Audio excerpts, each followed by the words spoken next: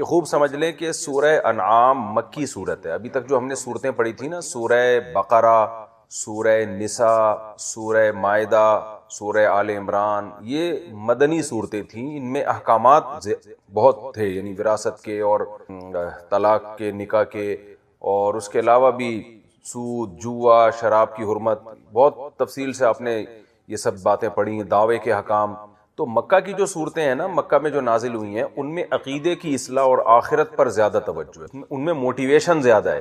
تو سورہ انعام میں اور آگے سورہ اعراف آئے گی، اس میں بھی ایسے ہی ہے. آپ دیکھیں گے توحید کا بیان، آخرت کا بیان اس میں زیادہ ہوگا، احکام نہ ہونے کے برابر. اعوذ باللہ من الشیطان الرجیم، بسم اللہ الرحمن الرحیم. الحمدللہ الذی خلق السماوات والارض. تمام تعریفیں اس اللہ کے لیے ہیں جس نے آسمانوں اور زمین کو بنایا. وجعل الظلمات والنور، اور اس نے اندھیروں کو اور روشنی کو بنایا. یہ کائنات خود سے نہیں بنی، قرآن کہہ رہا ہے کہ کسی نے بنایا ہے. اور جن چیزوں کو بنایا گیا ہے وہ ہیں آسمان، زمین، اندھیرے، روشنی. تو یہ بنی ہوئی چیزیں خود بتا رہی ہیں کہ یہ بن نہیں سکتی جب تک کوئی ان کو بنائے نہیں، کیونکہ یہ بہت عجیب و غریب چیزیں ہیں. اندھیرے کو دیکھیں، روشنی کو دیکھیں. تو اس لیے اللہ کہہ رہا ہے وہ ذات نہ صرف یہ کہ وہ بنانے والی ہے اللہ کی ذات، بلکہ وہ بہت ہی قابل تعریف ہے، اس لائق ہے کہ اس کی حمد و ثنا کی جائے. تمام تعریفیں اس اللہ کے لیے ہیں جس نے آسمانوں کو پیدا کیا، زمین کو پیدا کیا، اور اندھیروں اور روشنی کو. آپ دیکھیں اگر یہ روشنی نہ ہوتی، کیسی روشنی ہوتی ہے سورج میں، اور جب نہیں ہوتا تو کیسے گھپ اندھیرے ہوتے ہیں. تو کیسا بالکل ایک عجیب نظام اس نے بنا دیا ہے، ایک طرف اندھیرا، ایک طرف انتہائی روشنی. لیکن آگے اللہ شکایت کر رہے ہیں، ثم الذین کفروا بربہم یعدلون. ثم کا اصل معنی ہوتا ہے پھر. تو لفظی ترجمہ اس کا کیا ہوگا؟ پھر وہ لوگ جنہوں نے کفر کیا وہ اپنے رب کے ساتھ غیروں کو شریک کرنے لگے. لیکن یہ ثم وہ ثم نہیں ہے جو عام طور پہ استعمال ہوتا ہے. یہ ایک بلاغت ہے قرآن کی کہ یہاں ثم کا لفظ لے کر لایا. میں اس کو ذرا سمجھانے کی کوشش کرتا ہوں. دیکھیں ثم کا ایک معنی یہ ہوتا ہے کہ میں یہ کہتا ہوں میرے پاس زید آیا، ثم عمرن، پھر اس کے بعد عمر آیا. تو اس کو کہتے ہیں تعقیب تراخی کے ساتھ. تراخی کا مطلب دیر، یعنی عمر آیا ہے زید کے بعد، مگر فوراً بعد نہیں بلکہ تھوڑی دیر کے بعد. تو اس لیے ہم یہاں لفظ استعمال کرتے ہیں ثم کا. لیکن یہاں جو قرآن ثم استعمال کر رہا ہے اس کو تعقیب ذکری کہتے ہیں، ذکر میں تاخیر. ذکر میں تاخیر کا مطلب یہ ہوتا ہے کہ جب آپ ایک بات بیان کرتے ہیں اور سامنے والے کو سوچنے کا موقع دیتے ہیں، اس کے کچھ دیر کے بعد آپ اگلا دعویٰ کرتے ہیں. تو ان دو کلاموں کے درمیان میں آپ فاصلہ رکھنا چاہتے ہیں، تو اس فاصلے کے لیے بھی عربی میں ثم کا لفظ استعمال ہوتا ہے. مثال کے طور پر اب یہاں اس کا کیا مفہوم ہوگا؟ جیسے قرآن کہہ رہے تمام تعریفیں اللہ کے لیے ہیں جس نے آسمانوں کو، زمین کو، روشنی اور اندھیروں کو بنایا. اب گویا اللہ ایک منٹ کے لیے توقف کر رہے ہیں. وہ توقف یہ کہ ہمیں فوراً ہمارا ذہن جائے گا اس دوران کہ واقعی وہ بڑی زبردست ذات ہے جس نے آسمانوں کو بنایا، زمین کو بنایا، اندھیرے اور روشنیوں کو بنایا. تو وہ تو تنہا ہے، مخلوق تو عاجز ہے، مخلوق تو اس کے برابر ہو ہی نہیں سکتی. لیکن اللہ کہتے ہیں ایک منٹ ٹھہر جاؤ. ایسا ہوا نہیں ہے. ہونا تو یہی چاہیے تھا کہ اس اکیلے پر لوگ ایمان لے کر آتے. لیکن ایک منٹ ٹھہرو، میں تمہیں سمجھاتا ہوں ہوا کیا ہے. یعنی کام وہ ہوا ہے جو بالکل اس کے اگینسٹ ہے، جو بالکل اس کے تقاضے کے خلاف ہے. وہ کام یہ ہوا ہے کہ الذین کفروا، یہ کافر لوگ اپنے پروردگار کے ساتھ دوسروں کو شریک کر رہے ہیں. تو یہ ایک بلاغت کا ایک نقطہ یہاں پر ہے جو ثم کا لفظ لانا. گویا اللہ میں حکم دے رہے ہیں کہ تھوڑا ٹھہرو، یعنی میں تمہیں بتاتا ہوں کہ بات کیا ہوئی ہے، بات اس کے بالکل اگینسٹ ہوئی ہے. تو اس کو کہتے ہیں تعقیب ذکری، یعنی ذکر میں گویا تاخیر کی جا رہی ہے، کیونکہ یہ تاخیر یہ بتانے کے لیے ہوتی ہے کہ ہونا یہ چاہیے تھا جو تمہارا ذہن جس طرف جا رہا ہے، لیکن ہوا یہ نہیں ہے، ہوا بالکل اس کے خلاف ہے. تو اس میں انسان کی شکایت ہے کہ اس نے ایسے رب کے ساتھ شرک کیا جو آسمانوں اور زمینوں کا خالق. اور شرک کس کو کر رہے ہیں؟ بتوں کو، پتھروں کو، کوئی پیغمبروں کو، اپنی جیسی مخلوق کو آپ اس خالق کائنات کے ساتھ شریک کر رہے ہیں. هو الذی خلقکم من طین، اللہ وہ ذات ہے جس نے تمہیں مٹی سے بنایا. ہم خود بخود نہیں بنے ہیں، کسی نے بنایا ہے ہم کو. ثم قضا اجلا، پھر اس کی یہ طاقت ہے کہ اس نے ایک وقت بھی متعین کر دیا، موت کا وقت. وَأَجَلٌ مُّسَمًّى عِندَهُ، اور ایک وقت اس کے پاس محفوظ ہے جو آخرت کا ہے، جو اس پوری کائنات کی موت کا وقت ہے. ثم انتم تمترون، یہاں بھی وہی ثم ہے، پھر تم کیا کر رہے ہو؟ شک کر رہے ہو. یعنی یہ بھی اچھمبے کی بات ہے. ہونا یہ چاہیے جس نے تمہیں مٹی سے بنا دیا، پہلی دفعہ مٹی سے بنایا. ہم سب دیکھ رہے ہیں آدم کو مٹی سے بنایا. سب اہل کتاب کا ایمان ہے. اور انسان کی جو باڈی ہے اس میں بھی سارے مٹی کے اجزاء ہیں, یعنی میڈیکلی بھی یہ بات ثابت ہے. اور یہ بھی دیکھ رہے ہیں کہ ہر ایک کا ایک وقت متعین ہوتا ہے. اب ایک بات کیا ہے کہ ایک دن تم نے اٹھنا بھی ہے, قیامت بھی آئے گی. تو یہ بات فوراً مان لینی چاہیے کہ جو رب مٹی سے بنا سکتا ہے, جو رب موت دے کر دوبارہ مٹی بنا سکتا ہے, وہ دوبارہ کیوں نہیں اٹھا سکتا. تو یہاں بھی اللہ سوچنے کا موقع دے رہے ہیں. انسان کو چاہیے فوراً کہے کہ ہاں اللہ یقیناً دوبارہ اٹھا سکتا ہے, لیکن اللہ کہہ رہے ہیں نہ ہوا ایسا نہیں ہے. ثم ان سب باتوں کے بعد ہوا کیا ہے؟ انتم تمترون, تم شک کر رہے ہو. تم یہ شک کر رہے ہو کہ پتہ نہیں ہم دوبارہ زندہ ہوں گے بھی یا نہیں. یہ تو بڑی عجیب سی بات ہوگی کہ مٹی سے دوبارہ انسان بن جائے. تو بھئی یہ اس سے عجیب بات ہے کہ پہلی دفعہ مٹی سے بن گئے اور پھر دوبارہ مٹی ہو جاتے ہو. یہ بھی تو عجیب بات ہے. وَهُوَ اللَّهُ فِي السَّمَاوَاتِ وَالْأَرْضِ, وہی اللہ آسمانوں میں بھی ہے اور زمین میں بھی, یعنی معبود ہے آسمانوں میں بھی اور زمین میں بھی. يَعْلَمُ سِرَّكُمْ, یعنی آسمانوں میں بھی اسی کی عبادت, وہی اس لائق ہے کہ اس کی عبادت کی جائے, اور زمین میں بھی وہی اس لائق ہے کہ اس کی عبادت کی جائے. اس پوری کائنات میں اس کا کوئی شریک نہیں ہے. علم ایسا ہے کہ يَعْلَمُ سِرَّكُمْ وَجَهْرَكُمْ, وہ تمہارے پوشیدہ رازوں کو بھی جانتا ہے اور تمہاری کھلی ہوئی باتوں کو بھی. معبود کے لیے ضروری ہے کہ دو چیزوں میں وہ کامل ہو, ایک قدرت اس کی کامل اور علم کامل. دیکھیں جس کی قدرت ناقص ہے نا, اس کی بھی اطاعت نہیں کی جاتی. اس لیے کہ آپ کو جب پتا ہو کہ میں قانون توڑوں گا اور حکومت مجھے سزا دے ہی نہیں سکتی, میرے تعلقات اتنے ہیں, تو لوگ قانون توڑ دیتے ہیں, اس کی حاکم کی اطاعت نہیں کرتے کہ حاکم کو اگرچہ پتا ہے لیکن وہ مجھ پر قدرت نہیں رکھتا, میرے تعلقات بہت ہیں. اور بعض دفعہ حاکم کا علم ناقص ہوتا ہے, قدرت تو ہوتی ہے, علم ناقص ہوتا ہے, اس لیے بھی آپ قانون توڑ دیتے ہیں. آپ یہ سوچ کے توڑتے ہیں کہ میں قانون توڑوں گا, اس کو پتہ ہی نہیں چلے گا. تو جو بھی حقیقی حاکم ہے نا, اس میں دو صفات ہونی چاہیے, لازمی ہے, علم کامل, قدرت کامل. تو اللہ فرماتے ہیں وہ اللہ جو آسمانوں اور زمین کا معبود ہے اس کا علم کامل ہے. وہ علم کیا ہے؟ یعنی پہلے تو بتا دیا قدرت کامل ہے کہ اس نے آسمانوں و زمینوں کو بنایا. تو جو آسمان زمین اور اندھیر روشنیوں کو بنائے اور انسان کو مٹی سے بنائے اور پھر دوبارہ مٹی میں مار کے ختم کر دے, تو وہ تو اس کا مطلب وہ ہر چیز پر قادر ہے. اب اللہ اپنے علم کی صفت بیان کر رہے ہیں. یعلم سرکم وجہرکم, وہ تمہاری پوشیدہ رازوں کو اور جہری باتوں کو جانتا ہے. وَيَعْلَمُ مَا تَكْسِبُونَ, جو کچھ تم کر رہے ہو وہ سب کو جانتا ہے. تو قرآن کہہ رہا ہے کہ اتنی بڑی نشانیاں انہوں نے دیکھی ہیں, اب ان کو ایمان لانا چاہیے. لیکن قرآن ایک شکوہ کر رہا ہے, وَمَا تَأْتِيهِم مِّنْ آيَةٍ مِّنْ آيَاتِ رَبِّهِمْ, نہیں آتی ان کے پاس اپنے رب کی نشانیوں میں سے کوئی بھی نشانی. یعنی نشانیاں تو آتی رہیں گی لیکن ان کا عمل کیا ہے؟ إِلَّا كَانُوا عَنْهَا مُعْرِضِينَ, یہ لوگ اس سے اعراض کرتے ہیں. یہ اپنی دنیا میں ہی مست ہو کے رہ گئے ہیں, اس کائنات کی نشانیوں کو دیکھ کر خدا پر ایمان نہیں لے کر آتے. اللہ فرماتے کوئی بات نہیں, فقد کذبوا بالحق, تحقیق انہوں نے حق کا انکار کر دیا. لما جاءہم, جب حق ان کے پاس آیا ہے. تو اے نبی آپ تسلی رکھیں, یہ کہیں نہیں جا سکتے. کیوں؟ فسوف یاتیہم انباء ما کانوا بہ یستہزئون, جن خبروں کا یہ مذاق اڑا رہے ہیں, عذاب کی خبروں کا, اور اس بات کا کہ موت کے بعد دوبارہ کیسے زندگی ہوگی, یہ تو ممکن نہیں ہے, بھلا مٹی ہو گئے تو کون زندہ کر سکتا ہے. تو جن چیزوں کا یہ مذاق اڑا رہے ہیں نا, وہ خبریں ان کے پاس ان قریب آنے والی ہیں. ان قریب جو چیز یقینی ہوتی ہے اس کو بھی ان قریب سے تعبیر کیا جاتا ہے. یہ اپنی آنکھوں سے یہ سب کچھ دیکھ لیں. پھر اللہ انسان سے شکایت کر رہے ہیں, الم یروا کم اہلکنا من قبلہم من قرن, فرمایا تم سے پہلی امتوں نے تو یہ خبریں اپنی آنکھوں سے دیکھ لی ہیں, ہلاکت کی خبریں. الم یروا, کیا یہ دیکھتے نہیں ہیں؟ کم اہلکنا من قبلہم من قرن, ان سے پہلے ہم نے کتنی بستیوں کو ہلاک کیا ہے. عرب جب گزرا کرتے تھے نا شام کے سفر پہ اور تجارتی اسفار پہ, تو راستے میں قوم عاد, قوم سمود, قوم لوط کی بستیاں الٹی بھی نظر آتی تھی, کھنڈرات ان کے. دیکھتے نہیں ہیں ہم نے ان سے پہلے کتنی بستیوں کو ہلاک کیا. مکناہم فی الارض, جن کو ہم نے زمین میں مضبوط ٹھکانہ دیا تھا, بہت اسٹیبل قومیں تھیں وہ, اور ایسا ٹھکانہ دیا تھا ما لم نمکن لکم, جو ہم نے تم کو نہیں دیا ہے. لیکن کیا ہوا؟ وارسلنا السماء علیہم مدرارا, آسمان سے موسلا دھار بارشیں برسائیں, یعنی ان کی پیداوار میں بھی اضافہ کیا. وجعلنا الانہار تجری من تحتہم, نہریں, یعنی عربی میں نہر اصل میں دریا کو کہتے ہیں, دریا ہم نے پیدا کیے ان کے لیے. فاہلکناہم بذنوبہم, لیکن ہم نے ان کو ان کے گناہوں کی وجہ سے ہلاک کر دیا.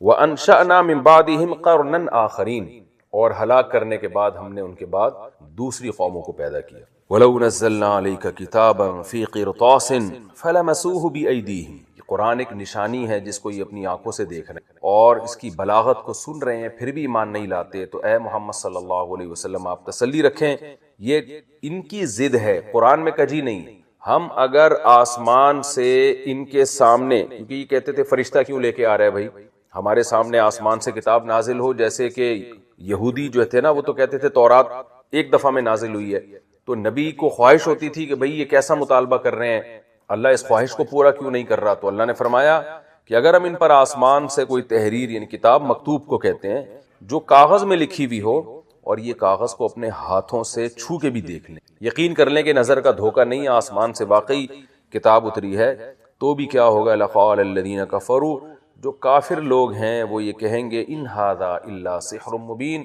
یہ کھلا ہوا جادو ہے۔ وقالوا لولا انزل علیہ ملک، اور یہ کہتے ہیں کہ نبی کے پر کوئی فرشتہ نازل کیوں نہیں ہوا، یعنی اللہ جبریل کو بھیج رہا ہے خفیہ، اور جبریل نبی کے دل پر القاء کر رہے ہیں اور نبی ہمیں بتا رہے ہیں، تو سیدھا سیدھا اللہ ہمیں فرشتہ دکھا دے، فرشتہ ہو ادھر نبی صلی اللہ علیہ وسلم ساتھ میں ہو، اور فرشتہ بار بار تائید کر رہا ہو کہ بھئی یہ اللہ کے نبی ہیں، تو ان کے ساتھ فرشتہ کیوں نہیں ہے؟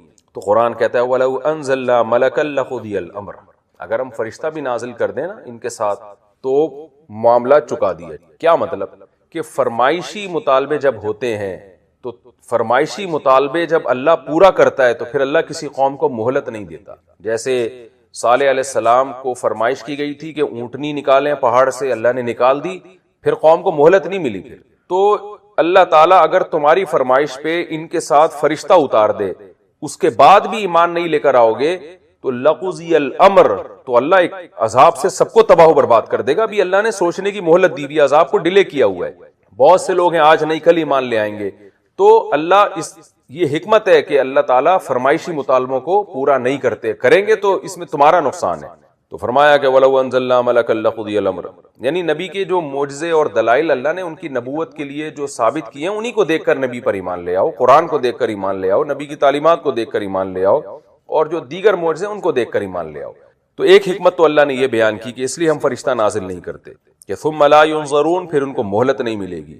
وَلَوْ جَعَلْنَاهُ مَلَكًا، دوسری بات یہ کہ اگر ہم اس کو فرشتہ بناتے، یعنی ان کے ساتھ کسی شخص کو فرشتہ بنا کے نازل کر دیتے، لَجَعَلْنَاهُ رَجُلًا، تو اس کو بھی ہم انسان ہی بناتے، یعنی وہ انسانی شکل میں ہی آتا، کیونکہ فرشتے کو اس کی اصل شکل میں انسان کے لیے دیکھنا ممکن ہی نہیں ہے، وہ تو نور کی بنی ہوئی مخلوق ہے، اس کی ایک ہیبت ہے، ایک جلال ہے، انسان برداشت نہیں کر سکتا۔ تو فرشتہ اگر زمین پہ آتا تو انسانی شکل میں ہی آتا، جیسے جنات جب انسان کو نظر آتے ہیں تو انسانی روپ میں نظر آتے ہیں، تو فرشتہ بھی انسانی شکل میں نظر آتا، تو پھر کیا ہوتا؟ لَجَعَلْنَاهُ رَجُلًا وَلَلَبَسْنَا عَلَيْهِمْ مَا يَلْبِسُونَ، تو ہم ان پر اسی طرح معاملہ مشتبہ کر دیتے جو ابھی یہ کر رہے ہیں، جس طرح کے اشکالات یہ ابھی کر رہے ہیں اس وقت بھی یہ کرتے، اس وقت بھی یہ کہتے یہ تو انسان ہے، یہ فرشتہ نہیں ہے، تو اللہ یہ ثابت کرتا کہ یہ نہیں، یہ فرشتے ہیں، دیکھو یہ کھا نہیں رہے، یہ پی نہیں رہے، تو وہی اشکالات ان کو دوبارہ شروع ہو جاتے کہ یہ تو جادو ہے۔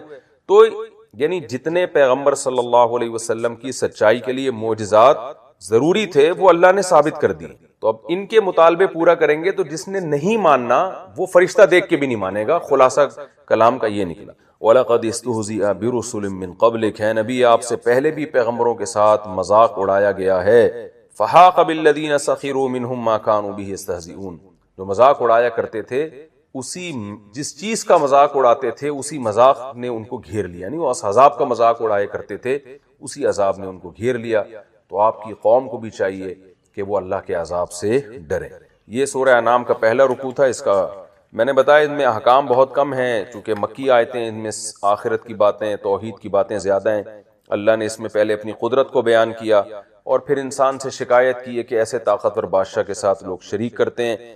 اللہ نے بتایا کہ اس نے تمہیں مٹی سے بنایا، جو مٹی سے بنا کے اور مٹی ہی کر دیتا ہے موت دے کر، وہ دوبارہ بھی تمہیں زندہ کر کے اٹھا سکتا ہے، لیکن تم پھر بھی شک کرتے ہو۔ اور پھر اللہ نے اپنے کامل علم کو بیان کیا، اللہ نے یہ بتایا کہ یہ حق کا انکار کر رہے ہیں، تو ایک دن آئے گا ان خبروں کو اپنی آنکھوں سے دیکھ لیں گے۔ پچھلی امتوں کا بتایا کہ پچھلی امتوں سے عبرت حاصل کرو، کتنی طاقتور قومیں تھیں جو آج کھنڈرات میں تبدیل ہو چکی ہیں۔ تو زمین پر اپنے روب اور دبدبے کی وجہ سے غرور اور تکبر میں اور خوش فہمیوں میں مبتلا مت ہو۔ اور یہ بھی بتا دیا کہ ان کے دو مطالبے ہیں کہ آسمان سے قرآن نازل ہوتا ہوا دیکھ لیں، تو نبی کو تسلی دی اگر نازل ہوتا ہوا دیکھ لیں گے تو بھی ایمان نہیں لائیں گے, کہیں گے یہ جادو ہے, اگرچہ اس کو صفوں کو ہاتھ بھی لگا کے دیکھ لیں. اور آخر میں یہ کہ ان کا بےہودہ مطالبہ کہ فرشتہ نازل کیوں نہیں ہوا, تو اللہ نے بتایا, اس کے دو جواب دیے کہ فرشتہ اگر نازل کر دیا جاتا تو ان کو مہلت نہیں ملتی. دوسری بات, فرشتے کو پتہ کیسے, ان کو پتہ کیسے چلتا کہ یہ فرشتہ ہے یا انسان ہے, کیونکہ آنا تو اس نے انسانی شکل میں تھا. تو پھر یہی اعتراضات دوبارہ شروع کر دیتی. اب ہم انشاءاللہ اگلے رکوع کی طرف چلتے ہیں. اچھا, یہ سورہ انعام ہے, سورہ اعراف ہے, جو مکی صورتیں, یہ ہماری بہت جلدی انشاءاللہ کور ہو جائیں گی, کیونکہ ان میں احکام نہیں ہے, تو ان کا صرف ترجمہ مختصر تفسیری ہمیں انشاءاللہ کافی ہوگی. کیونکہ ان صورتوں میں میں نے بار بار آپ کو بتایا کہ موٹیویشن ہے ان میں, اور آخرت کی ہولناکیوں کا, جنت کی نعمتوں کا, اور توحید کا بیان. کیونکہ ایک خدا پہ جب تک نہیں آئیں گے نا تو اس کی مانیں گے نہیں لوگ. ایک ہے ہمارا معبود, ہم نے اسی کو حاجت روا, اسی کو مشکل کشا سمجھنا ہے. تو جب تک انسانیت اس پہ نہیں آئے گی تو اس وقت تک انسانوں کے مسائل حل نہیں ہوں گے. جہاں ایک خدا کے ساتھ کوئی دوسرا بھی آ گیا تو بس مذہب کی جڑ ختم ہو گئی, مذہب کی بیس ختم ہو گئی. سورہ انعام کا اب ہم دوسرا رکوع اور 7ویں پارے کا 8واں رکوع شروع کرتے ہیں. اور اس رکوع کا سب سے پہلے میں لفظی ترجمہ مختصر گرامر کے ساتھ. اعوذ باللہ من الشیطان الرجیم, بسم اللہ الرحمن الرحیم. قل سیروا فی الارض, اے نبی ان سے کہہ دیجئے, سیروا فی الارض, سارا یسیرو سیرن, زمین میں چلنا پھرنا, اردو میں بھی کہتے ہیں نا سیر کرنا, زمین میں چلو پھرو. ثم انظروا, پھر اس کے بعد انظروا دیکھو, کیف کان عاقبۃ المکذبین, کیسا انجام ہوا جھٹلانے والوں کا. قل, اے نبی ان سے کہہ دیجئے, لمن ما فی السماوات والارض, لی کا معنی لیے, من کا معنی کون, لمن ما, من ما اصل میں تھا من ما, ملا کے مما, یعنی نون کو نا میم کر کے میم کا میم میں ادغام کیا جاتا ہے. کہہ دیجئے لمن ما فی السماوات والارض, کس کے لیے ہے جو کچھ آسمانوں میں اور زمین میں, یعنی کون ان سب چیزوں کا مالک ہے. قل اللہ, پھر خود ہی کہہ دیجئے, للہ, اللہ کے لیے. کتب علی نفسہ الرحمہ, اس اللہ نے لکھ دی ہے اپنے نفس پر, اپنی ذات پر رحمت کو. لیجمعنکم, لام تاکید کے لیے, یجمعو جمع کرے گا, نون تاکید کے لیے, ضرور بالضرور جمع کرے گا تمہیں, الی یوم القیامہ, قیامت کے دن کے لیے, قیامت کے دن کی طرف.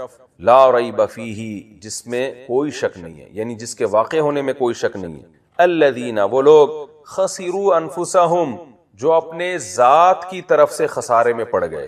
اصل میں یہاں ان محذوف ہے, خسروا عن انفسہم, اپنے نفسوں کی طرف سے خسارے میں, یعنی ذات کے لحاظ سے خسارے کا مطلب ہوتا ہے کہ بہت بڑا خسارہ.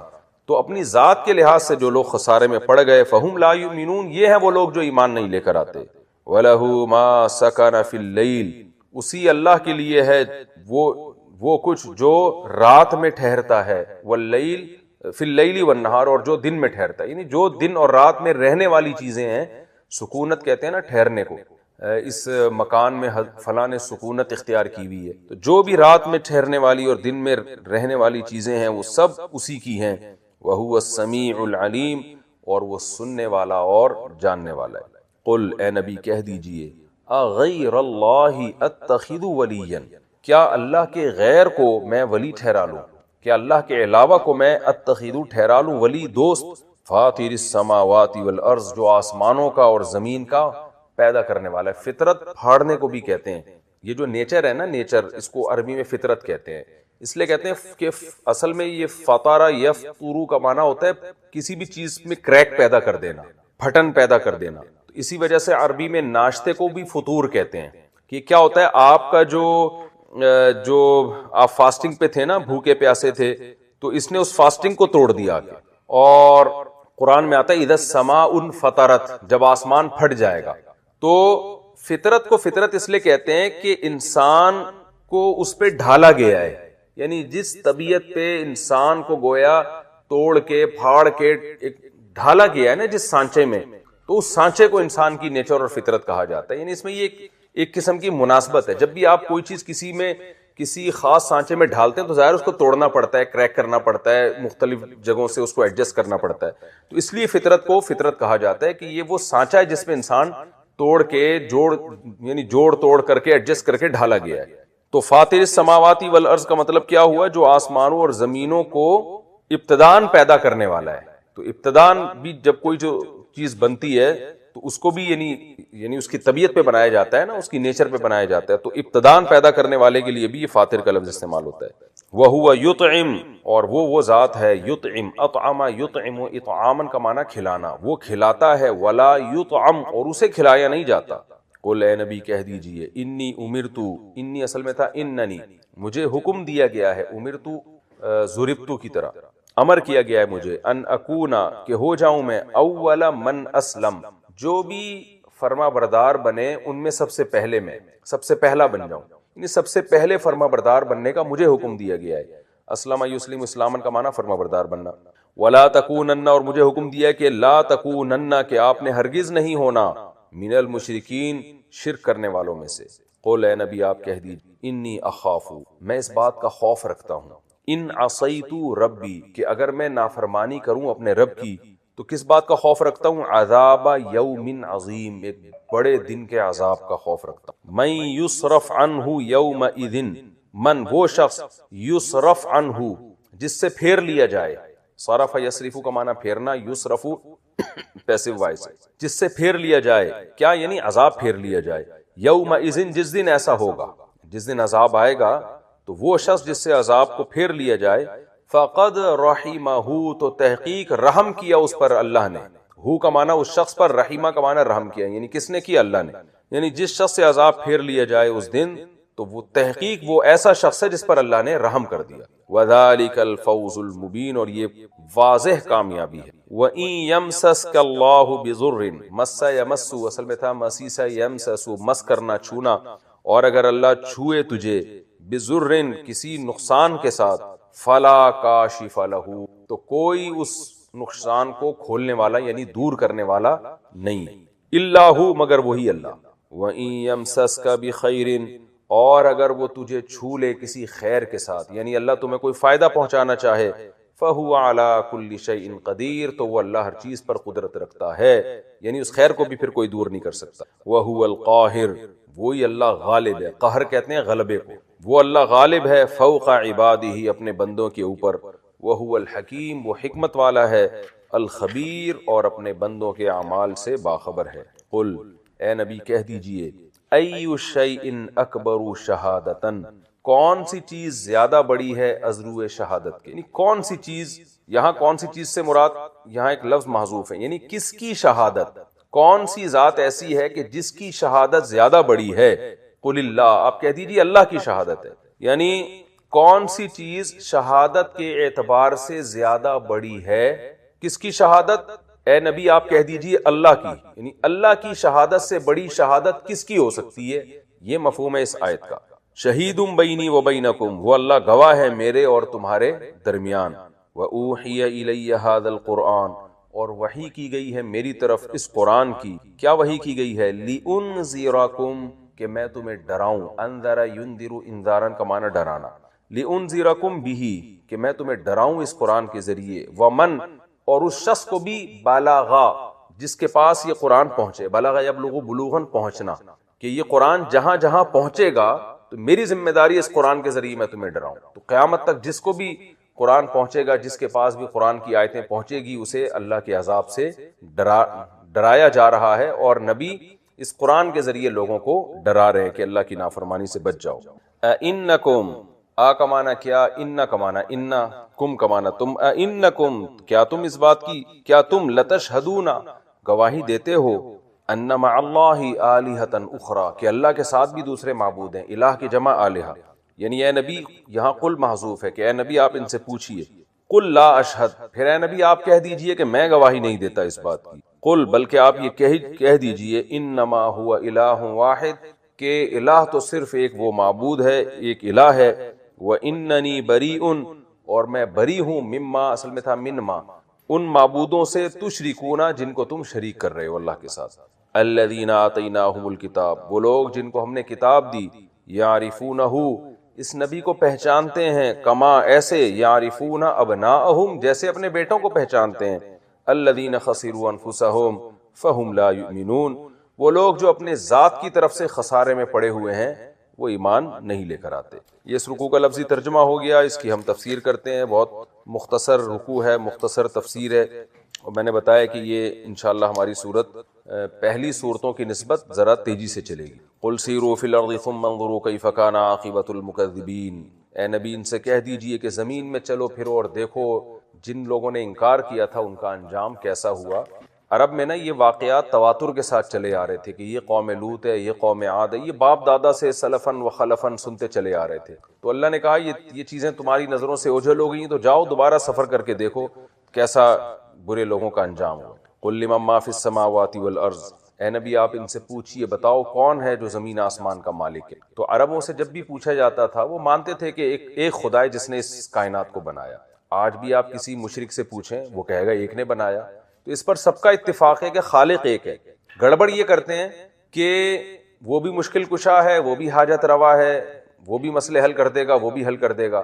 تو اللہ یہ کہتے ہیں کہ جب بنانے والا ایک ہے تو وہ اپنے ساتھ دوسروں کو کیوں شریک کرے گا. وہ تو جگہ جگہ قرآن میں اس شرک کی نفی کی گئی ہے کہ اللہ نے کسی کو بھی اسباب سے ہٹ کے اختیارات نہیں دیے. اے نبی ان سے کہہ دیجئے کون ہے جس نے آسمانوں اور زمین کو بنایا.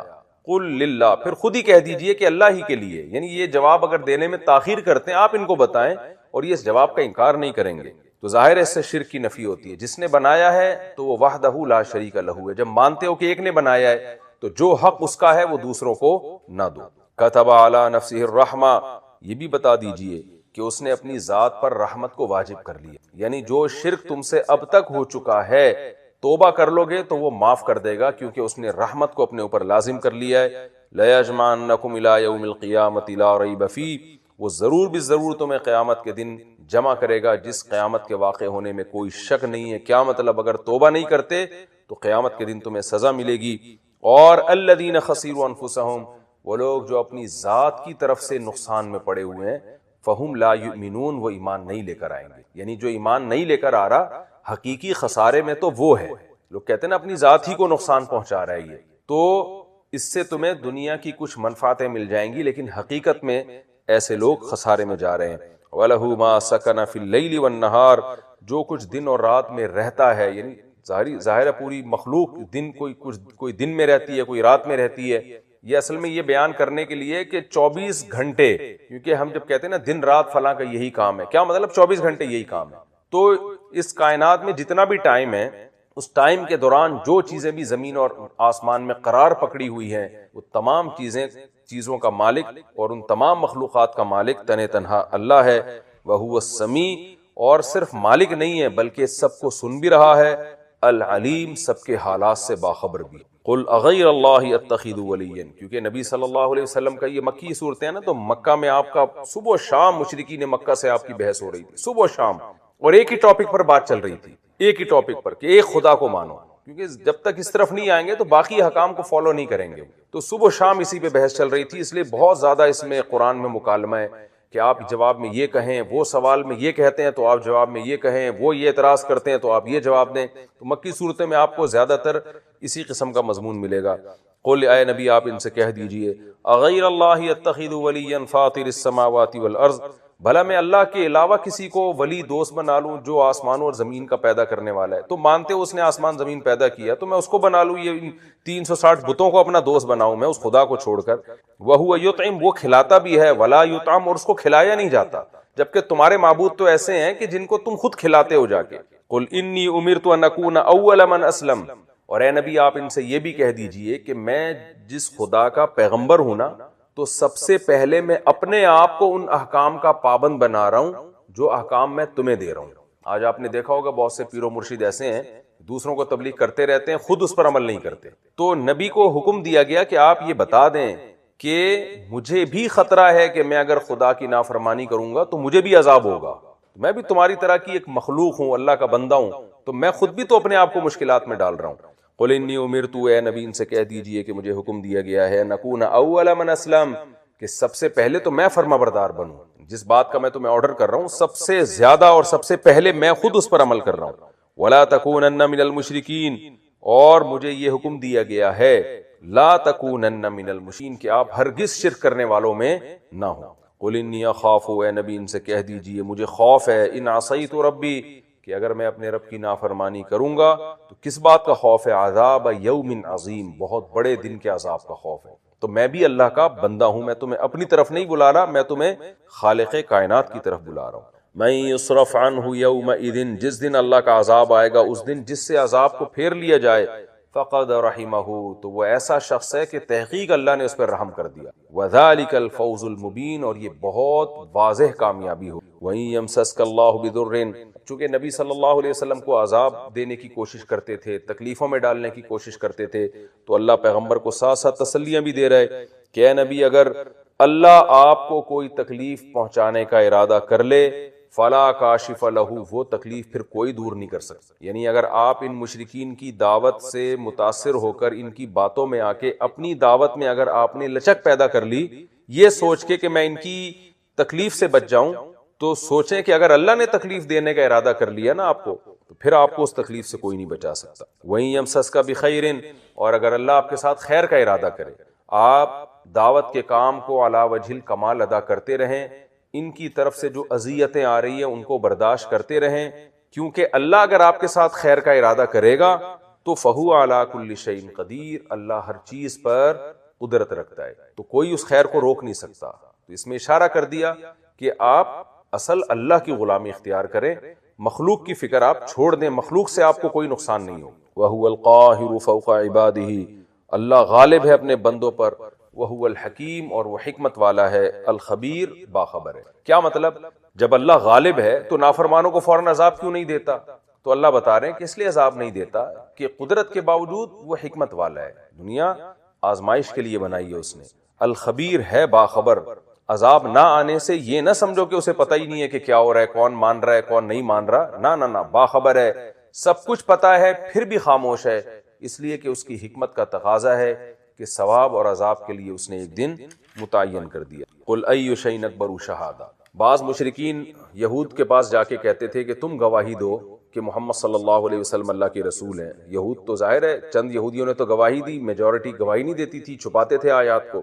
تو اللہ ان لوگوں سے کہہ رہے ہیں کہ بتاؤ کون سی چیز بڑی ہے شہادت کے اعتبار سے، یعنی کون سی ذات ایسی ہے، شہادت کا مطلب شہادت دینے کے اعتبار سے سب سے بڑی ذات کون سی ہے، یعنی کون ایسی ذات ہے کہ جس کی گواہی کو سب سے پہلے ترجیح دی جائے گی۔ قل اللہ، پھر نبی سے کہا کہ آپ خود بتا دیں اللہ کی گواہی، یعنی یہود اگر کتمان حق کر رہے ہیں، میری نبوت کی گواہی کو چھپا رہے ہیں، تو اللہ خود گواہی دے رہا ہے۔ آپ کہہ سکتے ہیں کہ ہمیں کیا پتا چلے گا کہ یہ اللہ دے رہا ہے، یہ پیغمبر اپنی طرف سے دے رہے ہیں، تو اللہ نے محمد صلی اللہ علیہ وسلم کے نبی ہونے کے، اپنے سفیر ہونے کے معجزے اتنے ظاہر کر دیے ہیں کہ اب نبی اگر اللہ کی طرف منسوب کر کے کوئی بات کہہ رہے ہیں تو اس میں جھوٹ کا امکان ختم ہو گیا۔ تو اللہ یعنی مشرکین کو یہ بتایا جا رہا ہے خود ان نبی کی ذات کو دیکھو اور اس کلام کو دیکھو جو آسمان سے نازل ہو رہا ہے، اس کلام کے نازل ہونے کے بعد تم کیسے یہودیوں پر اعتبار کر رہے ہو جن کا غلط ہونا تمہارے سامنے روز روشن کی طرح واضح ہے۔ قل ای شیء اکبر شہادہ، اے نبی ان سے کہہ دیجئے کون سی ذات ایسی ہے جو شہادت کے اعتبار سے سب سے بڑی ہے۔ قل اللہ، آپ کہہ دیجئے اللہ کی ذات، شہید بینی و بینکم، وہ اللہ میرے اور تمہارے درمیان گواہ ہے۔ وأوحی الی ھذا القرآن، اور مجھے یہ قرآن وحی کیا جا رہا ہے، لانذرکم بہ، تاکہ میں اس کے ذریعے تمہیں ڈراؤں، ومن بلغ، اور ان لوگوں کو بھی ڈراؤں جن کے پاس قرآن پہنچے گا، یعنی قیامت تک جن جن کے پاس قرآن پہنچتا رہے گا ان کے پاس یہ آیتیں بھی پہنچتی رہیں گی اور حجت تام ہوتی رہے گی۔ کیا مطلب؟ میری ذمہ داری تمہیں ڈرانا ہے، تمہیں زبردستی اپنی نبوت پہ ایمان کے لیے مجبور کرنا، یہ میری ذمہ داری نہیں۔ تو اللہ فرماتے ہیں کیا ان سب باتوں کے بعد بھی اِنَّکُمْ، تم لوگ، لَتَشْهَدُونَ، یہ گواہی دیتے ہو، أَنَّ مَعَ اللَّهِ آلِهَةً أُخْرَى، کہ اللہ کے ساتھ بھی دوسرے معبود ہیں، یعنی محمد صلی اللہ علیہ وسلم کی نبوت پہ بھی اللہ نے گواہی دی، معجزات قائم کیے صداقت پہ، اور یہ بھی اعتراف کرتے ہو کہ اس کائنات کا بنانے والا ایک ہے، وہی کھلاتا ہے، اس کو کھلایا نہیں جا سکتا۔ یہ ساری باتوں کے ماننے کے بعد بھی تم یہ کہو گے کہ اللہ کے ساتھ دوسرے معبود بھی ہیں۔ قل لا اشہد، اے نبی آپ کہہ دیں کہ میں یہ گواہی نہیں دے سکتا، یعنی یہ ضد اور ہٹ دھرمی میں اگر یہ اعتراف کر بھی لیتے ہیں تو آپ کہیں کہ میں یہ گواہی نہیں دے سکتا۔ قل انما هو الہ واحد، آپ یہی کہیں کہ الہ صرف ایک خدا ہے، واننی بریء مما تشرکون، اور تم جن لوگوں کو شریک کر رہے ہو میں ان سے برات کا اعلان کرتا ہوں۔ آگے ارشاد فرمایا کہ جہاں تک بات یہودیوں کی ہے جن سے جا کے یہ لوگ پوچھ رہے ہیں نا کہ یہ سچے نبی ہیں یا نہیں، تو ان کے بارے میں ہم بتا دیں، الذین آتیناہم الکتاب، جن کو ہم نے کتاب یعنی تورات دی، یعرفونہ، وہ اس پیغمبر کو ایسے پہچانتے ہیں، کما یعرفون ابناءہم، جیسے اپنے بیٹوں کو باپ پہچانتا ہے، باپ جیسے اپنے بیٹے کو دیکھ کے کوئی کنفیوژن نہیں ہوتی اس کو، ایسے یہ محمد صلی اللہ علیہ وسلم کو کم بخت لوگ پہچانتے ہیں اور پھر کیسا انکار کر رہے ہیں۔ اور آگے اللہ فرماتے ہیں الذین خسروا انفسہم، جو اپنی ذات کے لحاظ سے ہی خسارے میں پڑ گیا، فہم گواہی دے رہی ہے، اس کی جو حالت ہے وہ حالت بتا رہی ہے کہ اس کا بنانے والا ہر عیب سے پاک ہے۔ هو الذی اخرج الذین کفروا من اہل الکتاب من دیارہم لأول الحشر، اللہ وہ ذات ہے جس نے کافروں کو نکالا، وہ کافر جو اہل کتاب میں سے تھے، من دیارہم اپنے گھروں سے، دار کی جمع دیار، لأول الحشر پہلی مرتبہ اکٹھا کر کے۔ کیا مطلب؟ دیکھیں نبی صلی اللہ علیہ وسلم جب مدینہ طیبہ ہجرت کر کے گئے تو آپ صلی اللہ علیہ وسلم نے عریب قریب میں جو یہودی بستے تھے، جن میں دو مشہور قبیلے تھے، بنو نذیر اور بنو قریظہ، ان سب سے ایگریمنٹ کیے، امن معاہدے، کہ نہ ہم آپ سے لڑیں گے اور نہ آپ ہم سے لڑیں گے، اور آپ نے ہمارے خلاف دشمنوں کی مدد بھی نہیں کرنی۔ کئی بار یہ بات تفسیر کے لیکچرز میں آ چکی۔ 4 ہجری میں نبی صلی اللہ علیہ وسلم قتل خطا کی دیت کے سلسلے میں، عرب میں یہ تھا کہ جب کوئی قتل ہو جاتا غلطی سے تو پھر دیت لی جاتی قاتل کے رشتہ داروں سے، اور جو بھی ان کے ساتھ کام کرنے والے لوگ ہوتے تھے سب چندہ کرتے تھے اس دیت۔ تو ایک قتل ہو گیا تو قتل خطا کی دیت کے سلسلے میں آپ صلی اللہ علیہ وسلم بنو نذیر قبیلے کے پاس گئے۔ ان کمبختوں نے کیا کیا، حالانکہ ان سے معاہدہ تھا نبی صلی اللہ علیہ وسلم کا کہ ہم ایک دوسرے کے خلاف تلوار نہیں اٹھائیں، تو انہوں نے کیا کیا کہ پہلے سے کوئی بندہ چھپا دیا اور اس کو کہا کہ پتھر جو ہے نا، جو چکی کا پارٹ نہیں ہوتا جس سے گندم پیسا کرتے تھے، بہت بڑا پتھر ہوتا ہے، گندم یا جو وغیرہ پیستے تھے، آٹا بناتے، تو ایسا پتھر ایک بلندی پہ پہنچایا۔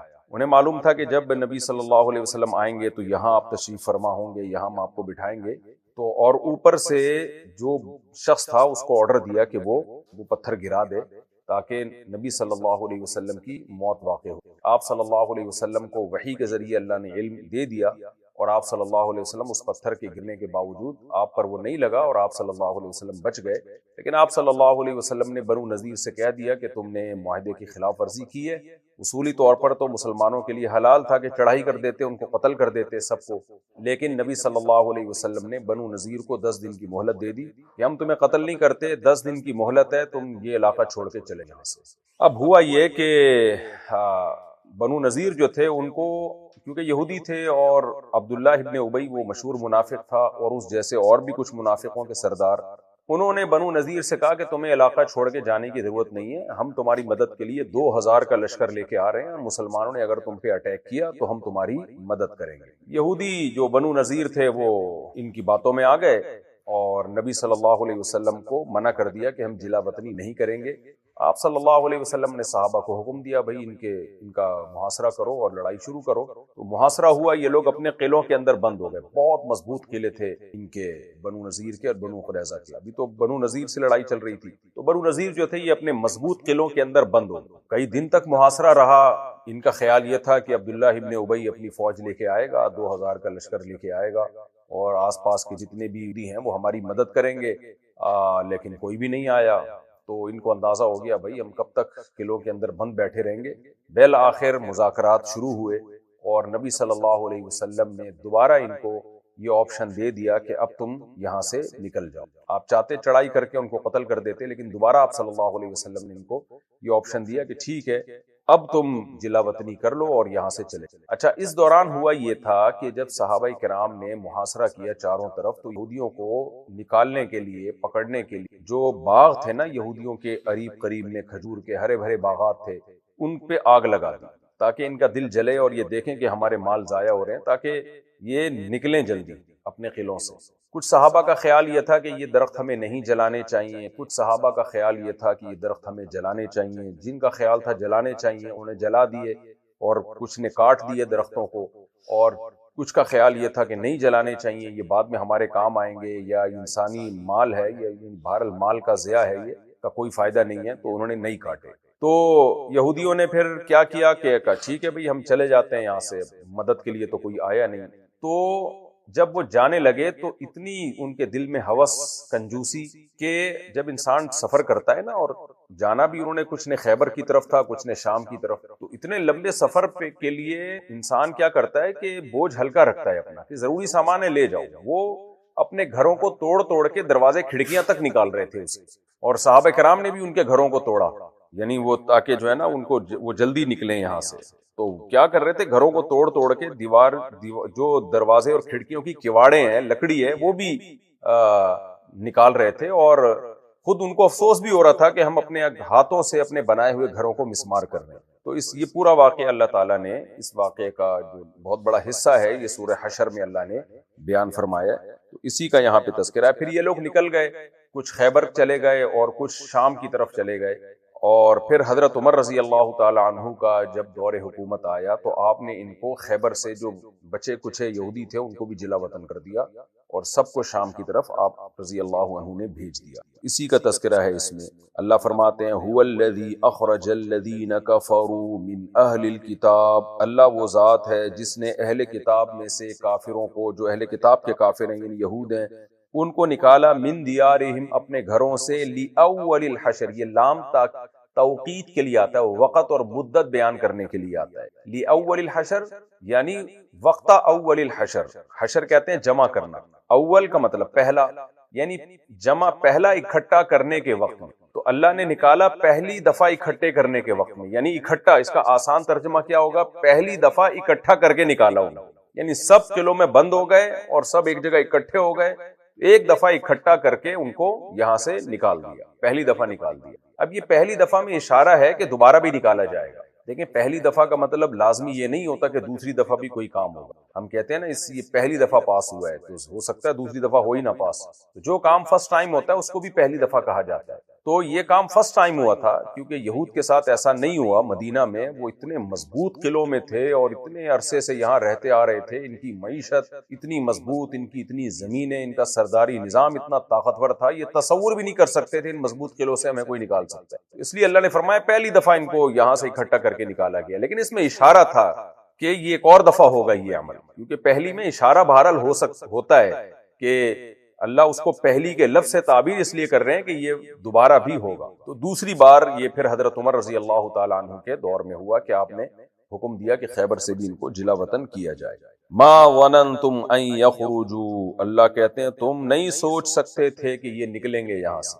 کوئی بھی وہاں جا کے دیکھتا نا یہودی کتنے مضبوط تھے مدینہ میں، مدینہ کے آس پاس کے علاقوں میں، تو کوئی بھی یہ نہیں سوچ سکتا تھا ان کو یہاں سے کوئی نکال سکتا ہے۔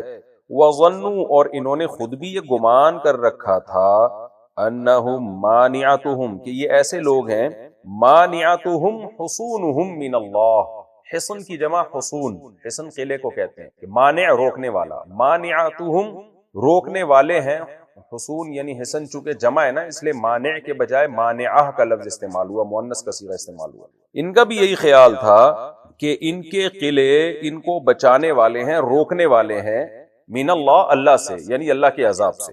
ان کا خیال یہ تھا کہ ان کے قلعے ان کو اللہ سے یعنی اللہ کے عذاب سے بچا لیں گے۔ فَأَتَاهُمُ اللَّهُ، اللہ ان کے پاس آیا، من حیث لم يحتسبوا، اس جگہ سے جہاں سے ان کا گمان بھی نہیں تھا۔ تو یہ بلاغت ہے، ظاہر اللہ نہیں آیا، اللہ کا عذاب آیا۔ تو یہ بلاغت کا نقطہ یہ ہوتا ہے کہ اللہ کے عذاب کے بارے میں تو کوئی یہ سوچ سکتا ہے کہ عذاب مخلوق ہے تو اس عذاب سے ہم بچ سکتے ہیں، لیکن اللہ جب آنا چاہے تو کون روک سکتا ہے؟ تو اس لیے اللہ فرماتے ہیں جب میں آیا تو مجھے کون روک سکتا ہے؟ یعنی جب اللہ نے عذاب کا فیصلہ کر ہی لیا تو وہ عذاب آنا ایسا ہی ہے جیسے اللہ آ جائے، تو اللہ کو جیسے کوئی روک نہیں سکتا، تو جب اللہ عذاب دینے کا فیصلہ کر لے تو عذاب سے بھی کوئی روک نہیں سکتا۔ تو اللہ فرماتے ہیں ما ظننتم ان یخرجوا، تم نے تو گمان ہی نہیں کیا تھا کہ یہ یہاں سے نکل جائیں گے، اور ان کا بھی یہ گمان تھا کہ ان کے مضبوط قلعے ان کو روک لیں گے اللہ سے، یعنی بچا لیں گے اللہ سے، یعنی اللہ کے عذاب سے۔ پس اللہ ان کے پاس آیا، یعنی اللہ کا عذاب آیا وہاں سے جہاں سے ان کا گمان بھی نہیں تھا۔ وَقَذَفَ فِي قُلُوبِهِمُ الرُّعْبَ، اور اللہ نے ڈال دیا ان کے دلوں میں رعب، کیا روپ ڈالا، یخربون بیوتہم، یہ خراب کر رہے تھے، اخرب یخرب اخراب، یہ اردو میں جو خراب لفظ ہے نا وہی ہے، تخریب کاری نہیں کہتے ہم، یہ لفظ باب تفعیل میں تخریب بن جاتا ہے، خراب کر رہے تھے، توڑ پھوڑ رہے تھے اپنے گھروں کو، بِأَيْدِيهِمْ، اپنے ہاتھوں سے بھی، وَأَيْدِي الْمُؤْمِنِينَ، اور مسلمانوں کے ہاتھوں سے بھی، یعنی مسلمانوں کے ہاتھوں سے بھی گھروں میں توڑ پھوڑ مچائی ہوئی تھی انہوں نے۔ مسلمانوں کے ہاتھوں کا مطلب یہ ہے کہ مسلمان انہی کے کہنے پہ یہ کام کر رہے تھے، یا اس کا سبب چونکہ یہودی بنے تھے، مسلمانوں نے جو ان کے گھروں کو توڑا تو سبب تو یہ خود یہ بنے نا اس کا، تو اس لیے ان کی طرف نسبت کر دی کہ یہ مسلمانوں کے ذریعے بھی انہوں نے اپنے گھروں کو توڑوایا اور خود بھی اپنے گھروں کو توڑا۔ وہ توڑنے کا مقصد کیا تھا؟ تاکہ وہ پھٹے اور کچھ بھی نکلتا ہے نا، بھوسا بھی نکلتا ہے تو نکال لیں، کہ دلوں کے یہ ہمیشہ تنگ رہے ہیں ہمیشہ یہود کے، ایک پھٹا بھی نہیں چھوڑنا ہم نے یہاں مال غنیمت کے طور پہ مسلمانوں کے لیے، جو اٹھا کے لے جا سکتے ہو لے جاؤ، یہ حال تھا ان کا۔ فَاعْتَبِرُوا يَا أُولِي الْأَبْصَارِ، پس عبرت حاصل کرو اے نگاہوں والو۔ اللہ کہتے ہیں عبرت حاصل کرو، کتنی طاقتور قوم کو اللہ نے کیسے جلا وطن کروایا، اور کیا انہوں نے اپنے مضبوط قلعوں کا، مضبوط گھروں کا حشر کیا کیا۔ وَلَوْلَا أَن كَتَبَ اللَّهُ عَلَيْهِمُ الْجَلَاءَ، اگر ایسا نہ ہوتا کہ اللہ نے ان پر جلا وطنی فرض کی ہوتی، یعنی لکھی ہوئی ہوتی تقدیر میں یہ لکھا ہوا ہوتا کہ انہوں نے جلا وطنی کرنی ہے، اگر یہ بات نہ ہوتی، لَعَذَّبَهُمْ فِي الدُّنْيَا، اللہ ان کو دنیا میں عذاب دیتا، وہ قتل کا اور قید کا عذاب ہوتا، لیکن کسی حکمت سے اللہ نے یہ لکھا تھا کہ یہ فی الحال ان کو جلا وطنی کوانی ہے۔ کیا حکمتیں ہیں وہ اللہ ہی بہتر جانتا ہے، تو اللہ کا علم کامل ہے، تو اللہ فرماتے ہیں اگر وہ کسی حکمت سے جو ہم نے تقدیر میں لکھا تھا کہ ان کو ہم نے جلا وطنی کروانی ہے، اگر یہ بات نہ ہوتی تو ہم ان کو دنیا میں عذاب دیتے۔ ان کے اعمال ایسے نہیں تھے کہ جلا وطنی کروائی جائے، اعمال ایسے ہیں کہ ان کو دنیا میں عذاب دیا جائے۔ وَلَهُمْ فِي الْآخِرَةِ عَذَابُ النَّارِ، اور آخرت میں تو ان کے لیے آگ کا عذاب ہے ہی۔ ذَلِكَ بِأَنَّهُمْ شَاقُّوا اللَّهَ وَرَسُولَهُ، اے اللہ کیا تجھے یہودیوں سے کوئی خوف معاذ اللہ کوئی نفرت ہے، انسانوں سے تجھے کوئی نفرت ہے؟ اللہ کہتے ہیں نہ، میرے لیے آدم علیہ السلام سے لے کے قیامت تک آخری آنے والا انسان وہ سب برابر ہے۔ میرے نزدیک جزا اور سزا کا معیار یہودی، مسلم، عیسائی، ہندو، سکھ ہونا نہیں ہے۔ جزا اور سزا کا معیار کیا ہے؟ ذالک بانہم شاقوا اللہ، یہ وہ لوگ ہیں جنہوں نے اللہ کی مخالفت کی، ورسولہ، اور اس کے پیغمبر کی، کیونکہ اللہ کے نمائندے اور اللہ کے سفیر، اللہ کے رسول کی مخالفت اصل میں اللہ ہی کی مخالفت، تو کائنات کو جو بنانے والا رب ہے، خدا ہے، انہوں نے اس کے احکام کو توڑا ہے۔ وَمَن يُشَاقِ اللَّهَ وَرَسُولَهُ، وَمَن يُشَاقِ اللَّهَ، اور جو اللہ کی مخالفت کرتا ہے، فَإِنَّ اللَّهَ شَدِيدُ الْعِقَابِ، تو اللہ سخت انتقام لینے والا ہے، سخت عذاب والا ہے۔ اب آگے صحابہ کرام میں ایک بحث چھڑ گئی تھی کہ بھئی یہ ہم نے کھجوروں کے باغات کو جو جلایا ہے، میں نے جیسے بتایا کہ جب قلعے پر حملہ کرنے کا ارادہ تھا تو اس سے پہلے صحابہ کرام نے کیا کیا کہ یہودیوں کے جو ہرے بھرے باغات تھے، درخت تھے کھجور کے، ان کو کاٹنا اور جلانا شروع۔ کچھ لوگوں کا کہنا یہ تھا کہ یہ ٹھیک عمل نہیں ہے، مال کا ضیاع ہے، اس سے کیا فائدہ ملے گا ہمیں، اور لہذا انہوں نے نہیں کاٹا، انہوں نے نہیں جلایا۔ اور کچھ کا کہنا یہ تھا کہ بھئی اس سے ان کا دل جلے گا، انہوں نے اتنی محنت کی ہے تو ان کو پتہ چلے معاہدے کی خلاف ورزی کیا ہوتی ہے، اور آئندہ یہ حرکت نہ کریں، عبرت بنے ان کے لیے، کیونکہ جب انسان بہت محنت سے کوئی باغ اگاتا ہے تو اپنے آنکھوں سے جلتا ہوا دیکھتا ہے تو اسے بہت حسرت ہوتی ہے، تو قبضہ دیکھ کے اتنی حسرت نہیں ہوتی، جلتا ہوا دیکھ کے زیادہ حسرت ہوتی ہے کہ بالکل ہی کسی کام کا نہیں رہا۔ تو اب بحث چھڑ گئی، یہودیوں نے بھی تانے دیے کہ تم لوگوں نے ایک مال کو ضائع کیا ہے، تو اس پر اللہ تعالیٰ کی آیات نازل ہوئی، فرمایا ما قطعتم من لینۃ، لینا کھجور کے درخت کو کہتے ہیں، تم نے نہیں کاٹا کوئی درخت کھجور کا، او ترکتموہا، یا تم نے چھوڑ دیا ہو اس کو، قائمتن، سیدھا، علی اصولہا، اس کی جڑوں پہ، یعنی تم نے دو کام کیے ہیں، یا تو تم نے کوئی کھجور کا درخت کاٹا ہے یا نہیں کاٹا، فبإذن اللہ، یہ دونوں کام اللہ کے اذن سے کیے، یعنی اس پہ اللہ خوش ہے، راضی ہے، نہ درختوں کو چھوڑنے پہ اللہ تم سے ناراض ہے، نہ درختوں کو کاٹنے پہ اللہ تم سے ناراض ہے، یہ سب اللہ کے اذن سے۔ اذن کیا ہے؟ یعنی اذن سے کیوں؟ اذن کا مطلب یہاں پر رضا ہے، یعنی اللہ اس پہ راضی ہے، اللہ اس پہ ناراض نہیں ہے۔ کیوں؟ وَلِيُخْزِيَ الْفَاسِقِينَ، یہ سب کچھ اس لیے کیا گیا تاکہ ان فاسقین کو رسوا کیا جا سکے، یعنی جو دیکھنے میں بھی، یعنی درخت چھوڑنے میں بھی ان کی رسوائی ہے، جلانے میں بھی رسوائی ہے، تو دونوں کام ہو گئے، ہر طرح سے رسوا ہو گئی۔ چھوڑنے میں کیا رسوائی ہے؟ چھوڑنے میں یہ رسوائی ہے کہ وہ کہیں گے ہم نے اتنی محنت کی اور اتنے خوبصورت درخت لگائے اور اب یہ ہمارے دشمنوں یعنی مسلمانوں کے قبضے میں جا رہے ہیں۔ اور جلانے میں کیا رسوائی ہے؟ یہ دیکھیں گے ہم نے اتنی محنت کی اور آج ہماری محنت چند منٹوں میں، چند گھنٹوں میں زیرو ہو گئی ہے۔ دیکھیں ہر شخص کو ذلت اور جو شکست ہے نا وہ الگ طرح سے محسوس ہوتی ہے. کچھ لوگوں کا ذوق یہ ہوتا ہے کہ چلو ہمارے کام نہ آئے بعد والوں کے کام آ جائے. کچھ لوگوں کا ذوق یہ ہوتا ہے کہ کسی کے کام بھی نہ آئے. اس لیے دونوں طرح کے کام ہو گئے کہ اللہ نے بعض صحابہ کو توفیق دی کہ مت جلاؤ، رکھو ان کو، درختوں کو مت کاٹو. بعض کو یہ توفیق دی کاٹ دو. تو اللہ فرماتے ہیں جو بھی ہوا وَلِيُخْزِيَ الْفَاسِقِينَ، ان فاسقوں کو رسوا کرنے کے لیے ہوا ہے.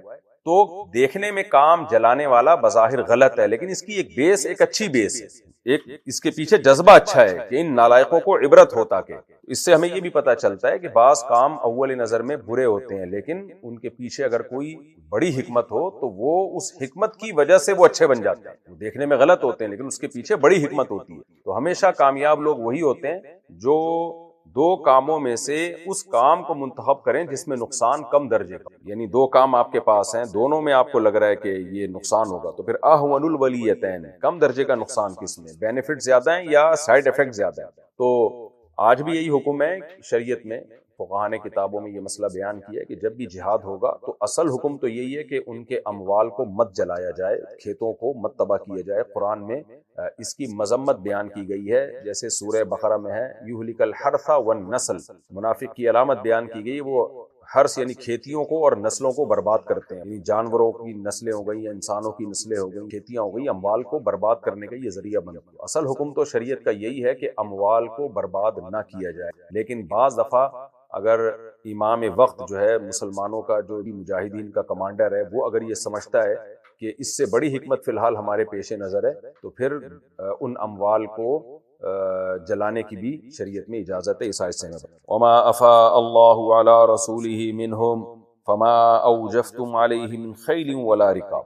یہاں ایک الگ حکم بیان کیے جا رہا ہے. سورہ انفال میں اللہ نے مال غنیمت کا حکم بیان کیا کہ جب تم دشمن پہ چڑھائی کرو اور جو بھی مال آئے تو اس کے احکام سورہ انفال میں تفصیل سے بیان ہو چکے ہیں. وہاں کے لیکچر آپ سن سکتے ہیں، سورہ انفال میں ریکارڈ کروائیں. اس کا حاصل کیا تھا کہ 5واں حصہ یہ حاکم وقت کی ثوابدید پر فقراء میں، غریبوں میں اور ملکی مفاد میں تقسیم ہوگا، اور جو 4 حصے ہیں وہ مجاہدین میں مال غنیمت کے طور پہ تقسیم ہیں. وہ تو ہے مال غنیمت.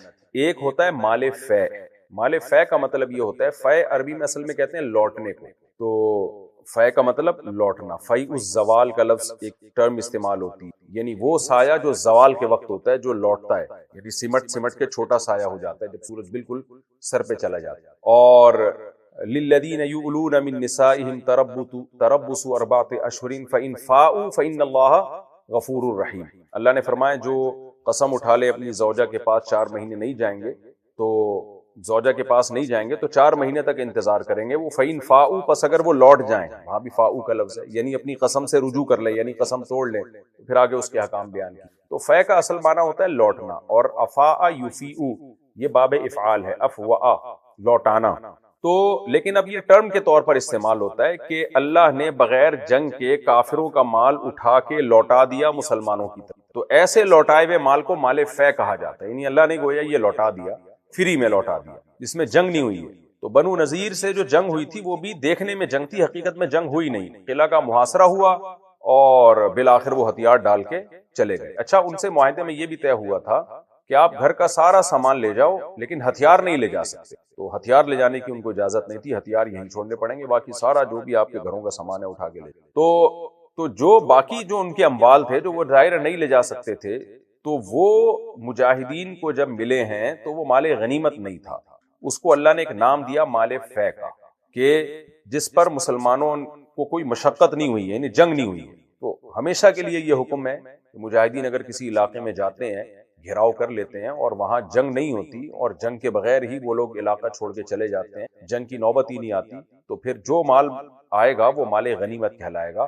اس کے حکام اللہ نے مال غنیمت نہیں کہلائے گا بلکہ مال فے کہلائے گا. اس کا حکم اللہ نے ان آیات میں بیان کیا. وہ حکم کیا ہے اس کا پہلے میں خلاصہ اپنے الفاظ میں بیان کر دیتا ہوں. دیکھیں، نبی صلی اللہ علیہ وسلم کی زندگی میں اس کا حکم یہ تھا کہ وہ جتنا مال اس وقت قبضے میں آئے گا وہ نبی صلی اللہ علیہ وسلم اس کے مالک ہوں. لیکن مالک ہونے کے بعد آپ ان مصارف پہ خرچ کریں گے جن کا آگے قرآن میں تذکرہ آ رہا ہے. مہاجرین پر، انصار پر، جو بھی غریب مسکین ہیں، مسافر لوگ ہیں، ذوی القربہ ہیں، رشتہ دار ہیں، جو بھی مستحقین ہیں ان پر آپ خرچ کریں گے، یعنی ہوں گے تو نبی اس کے مالک، لیکن نبی پھر نبی صلی اللہ علیہ وسلم ان مصارف پہ خرچ کریں گے. جیسے ہم زکوٰۃ کے مال کے ہم مالک ہوتے ہیں، زکوٰۃ کا مال جو ہم نے نکالنا ہوتا ہے ہم مالک اس کے ہوتے ہیں، لیکن اللہ نے ہمیں حکم دیا ہے کہ اس مال کو آپ نے غریبوں میں تقسیم کرنا ہے. تو ایسے ہی نبی صلی اللہ علیہ وسلم اس کے مالک ہوں گے، لیکن اس مال کو آپ صلی اللہ علیہ وسلم ان مصارف میں تقسیم کریں گے جو آگے مصارف بیان ہو رہے ہیں، یعنی وہ مجاہدین کو غنیمت نہیں ملے گی اس سے.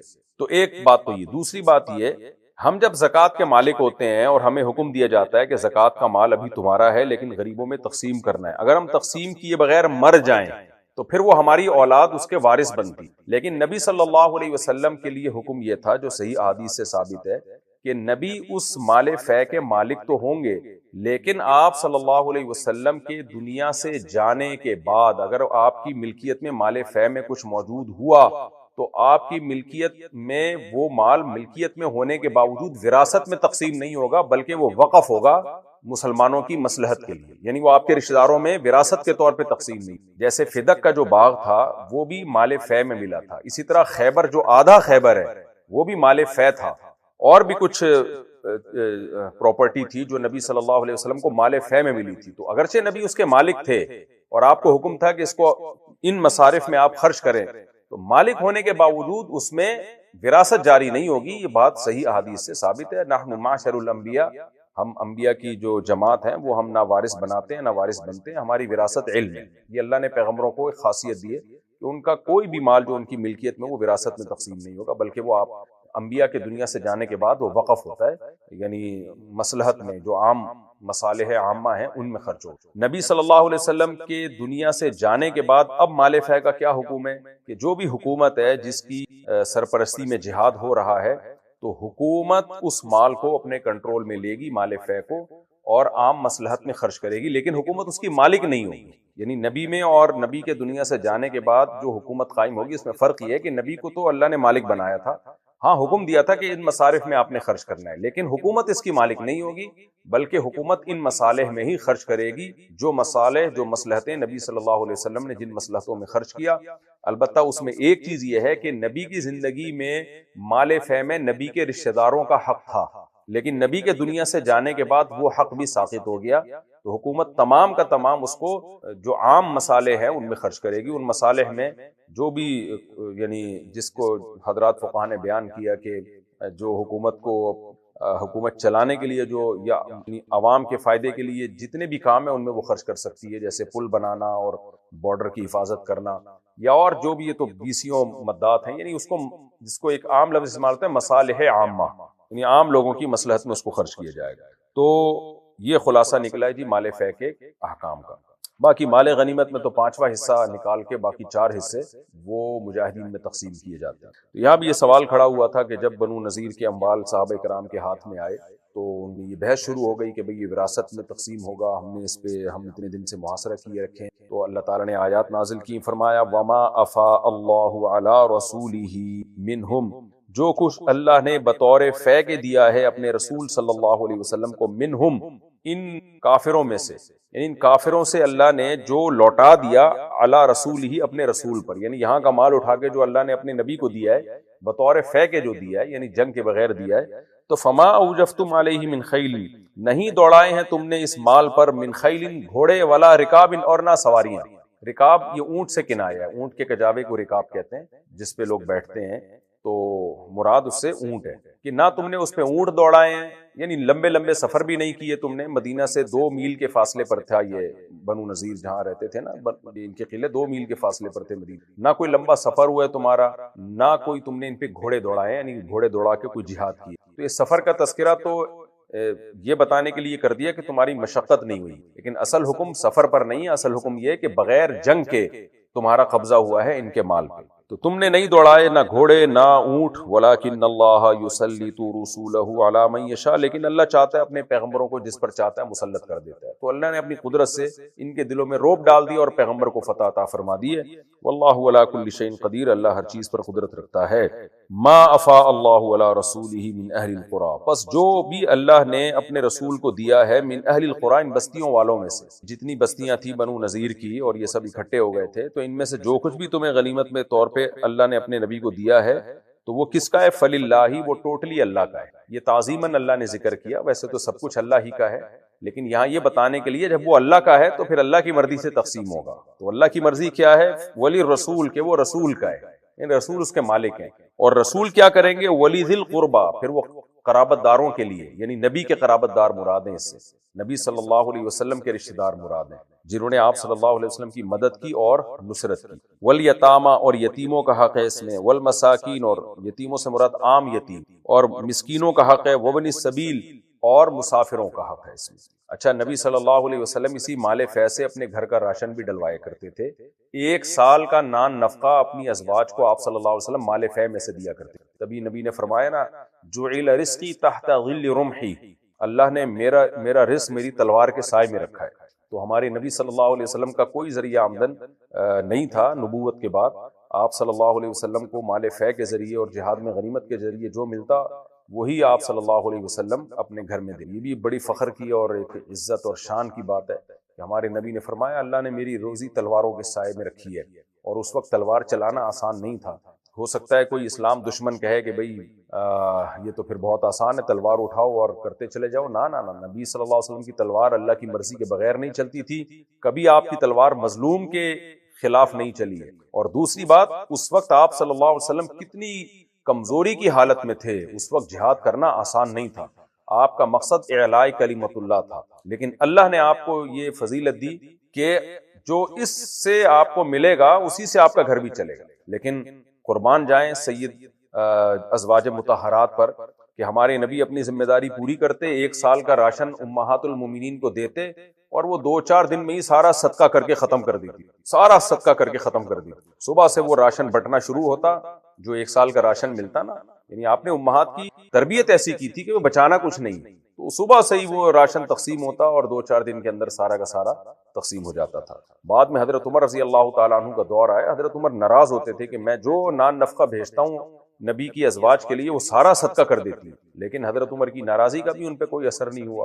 عبداللہ بن عمر ایک دفعہ بہت سخت ناراض ہو گئے کہ میں اپنی خالہ کا یعنی حضرت عائشہ کا ہاتھ روکوں گا، میں یہ بہت زیادہ خیرات کرتی، اور قسم اٹھا لی. تو حضرت عائشہ نے اس سے بڑی قسم اٹھا لی، یہ میرا بھانجا ہو کہ کون ہے جو مجھے میرا ہاتھ روک دے. فرمایا میں اللہ کی قسم اس سے زندگی بھر بات نہیں کروں گی. تو پھر حضرت عبداللہ بن عمر جا کے کسریٰ اور حضرت سیدہ عائشہ کو منایا انہوں نے، اور سیدہ عائشہ سے قسم توڑوائی. تو نبی صلی اللہ علیہ وسلم کی تربیت کا اثر تھا کہ 1 سال کا راشن دیا جا رہا ہے، مگر صبح جو راشن گھر میں آ رہا ہے تو وہ شام تک پورا کا پورا، جن میں سب سے زیادہ سخاوت حضرت زینب نے تھی جو آپ صلی اللہ علیہ وسلم کی پھوپھی زاد بہن بھی تھی، آپ کی زوجہ بھی تھی. وہ تو صبح آتا تو شام تک سارا ختم کر چکی. تو خیر اللہ نے فرمایا فللہ ولی الرسول، وہ اللہ کا، اللہ کے رسول کا. ولی ذی القربا، اور قرابت داروں کا، یعنی نبی کے قرابت داروں کا اس میں حق ہے.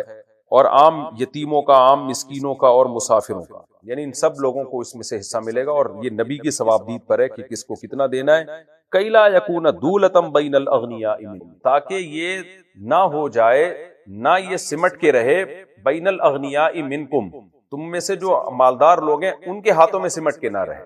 زمانے جاہلیت میں ایسا ہوتا تھا کہ جب جنگ فتح ہوتی، جو مال غنیمت آتا نا، تو اس میں جو سردار لوگ ہوتے تو سارا مال ہڑپ کر لیتے تھے، قبضہ کر لیتے تھے. غریبوں کو اس وقت بھی بہت کم ملا کرتا تھا.